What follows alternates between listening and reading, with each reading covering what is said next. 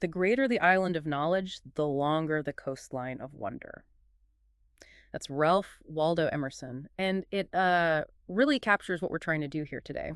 Great way to start. We're about to dive into a really critical discussion, one that's definitely making headlines in global diplomacy.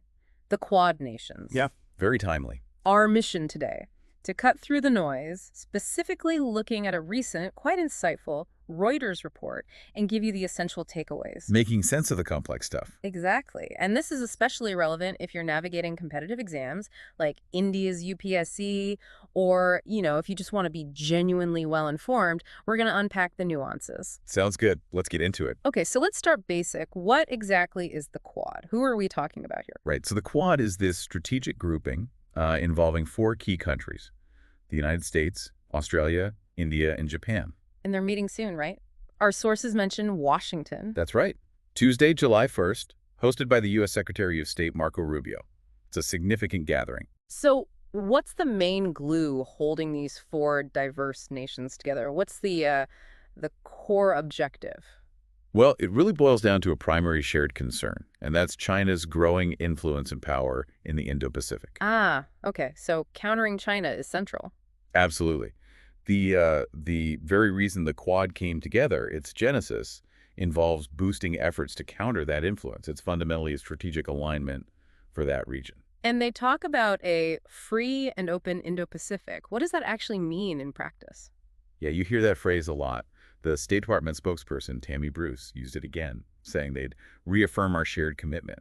But it's more than just talk. Right. It signifies a joint resolve to defend national sovereignty, bolster maritime security in the region, build more resilient supply chains, practical stuff. Take tangible goals. Exactly. It forms the foundation for their cooperation, the areas where they intend to actually work together. Given that commitment, how significant was it that Secretary Rubio made the Quad one of his first big diplomatic moves after Trump's second term began? Oh, it was huge. A very strong signal. Our sources point out he hosted Quad ministers back on January 21st. Yeah. Literally his first diplomatic engagement. Oh, okay. Yeah.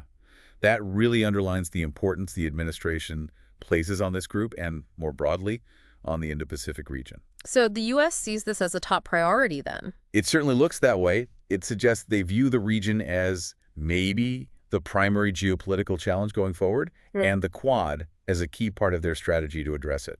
Anyone tracking global strategy needs to note that prioritization. Okay, but here's where it gets complicated, doesn't it? Despite the shared vision, our sources, especially that Reuters report, highlight some pretty significant friction points, tensions testing their unity. That's the crux of the current situation. And the first big one seems to be President Trump's global tariff offensive, which, maybe surprisingly, hasn't spared any of the Quad members. Exactly. It's a fascinating kind of paradoxical situation. You have this alliance focused on a major strategic competitor, China, but then U.S. economic policy is creating friction within the alliance itself. So how does that play out on the ground? Let's take Japan, for instance, a key U.S. ally. Right. Well, with Japan, our sources show they actually postponed a big annual meeting, the 2+2, with the U.S. state and defense secretaries. That was meant for this Tuesday. Postponed? Why? It seems to follow some pretty intense U.S. pressure on Japan to increase its defense spending, even beyond what they'd already committed. Okay. More pressure. Yeah. And on top of that, the Financial Times reported on demands from Elbridge Colby, a senior Pentagon official.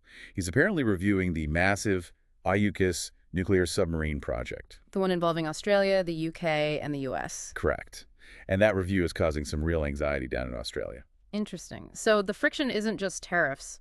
What do the experts say about the U.S.-Japan relationship overall right now? Well, Nicholas Sichenyi, he's a Japan expert at CSIS, the Center for Strategic and International Studies. He observed that the momentum in U.S.-Japan ties seems to have stalled a bit since their leaders met back in February. Despite talk of a golden age, then. Exactly.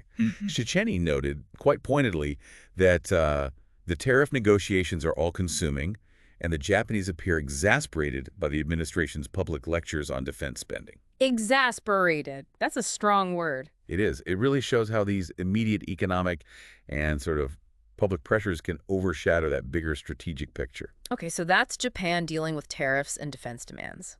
Now, shifting focus. What about India? Our sources suggest they have their own set of divergences with the U.S. approach. They do. India presents another layer of complexity. For instance, they've openly disagreed with President Trump's claims about his intervention averting a major conflict with Pakistan over Kashmir back in April. Right, that was quite public. Very. And Richard Rosso, another expert at CSIS, this time focusing on India, he described Trump's approach to India on both trade and security as, well, clumsy. Clumsy. Yeah. And Rosso also pointed out something else quite practical: the slow pace of staffing key U.S. positions needed for the day-to-day management of the relationship with India. Like ambassadors and things. Exactly. No ambassador nomination yet, and other key state and defense roles dealing with South Asia remain unfilled.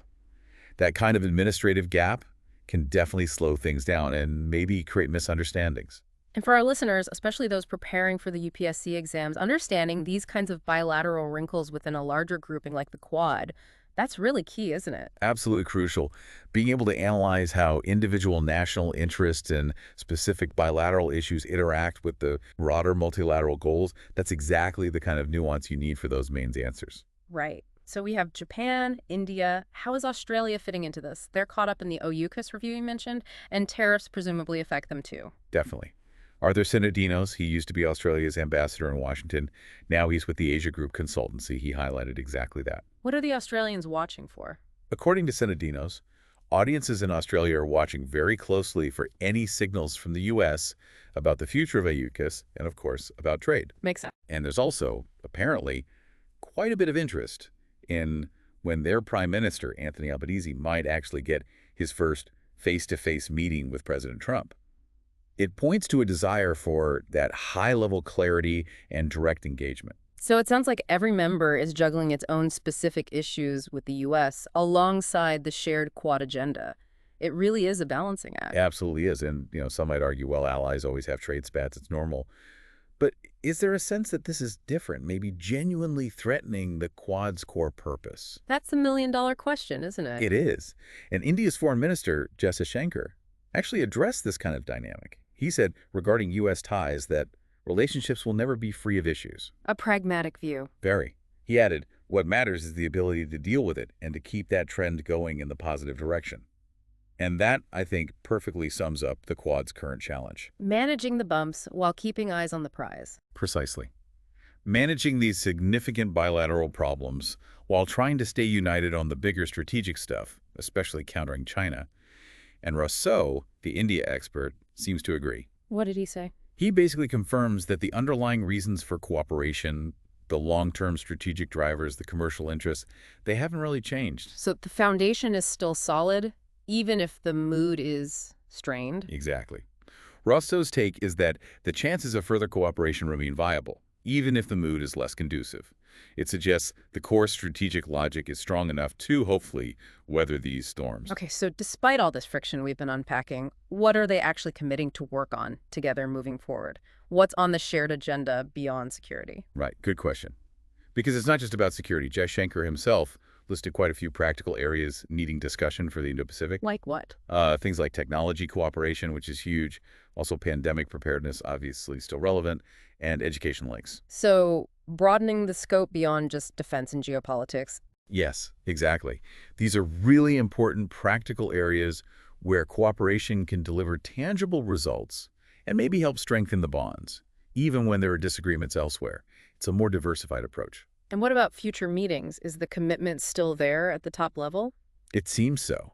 The ministers are scheduled to have bilateral meetings right after their main Quad session this week, which shows that direct engagement continues. Okay. And, perhaps more importantly, officials are apparently going to meet regularly to prepare for a full leaders summit. That's expected to happen in India later this year. A leaders summit, so commitment from the very top. Yeah. That signals a continued high-level buy-in to the Quad framework, despite all the strains we've talked about. It suggests the underlying reasons are compelling enough to keep pushing forward. Okay, so let's try and pull this together. We've taken a real deep dive into the Quad today. We've seen their shared strategic goals, primarily countering China, aiming for that free and open Indo-Pacific. The core rationale. But we've also unpacked the very real, sometimes quite sharp, bilateral tensions beneath the surface. Trade tariffs hitting everyone, specific defense spending pressures on Japan, India's different take on regional issues. Yeah, the cracks are definitely visible. Yet, as you said, the underlying strategic and commercial drivers for cooperation seem to be holding strong. There's still a sense that this grouping is important, perhaps essential for all members. That seems to be the consensus, yes. Resilience despite the friction. So that really leaves us, and you, our listeners, with a key question to think about, doesn't it? I think so. Yeah. In this incredibly complex global picture we see today, how can alliances like the Quad effectively balance that critical need for collective security against the, well, inevitable pressures of individual national interests and domestic politics? Right. And what impact will these internal dynamics, these frictions, ultimately have on the Quad's long-term effectiveness in shaping the Indo-Pacific? It's the central challenge for them, and something worth watching closely. We really hope this deep dive has given you a clearer, more nuanced understanding of the Quad, what it is, what it's trying to do, and the challenges it faces.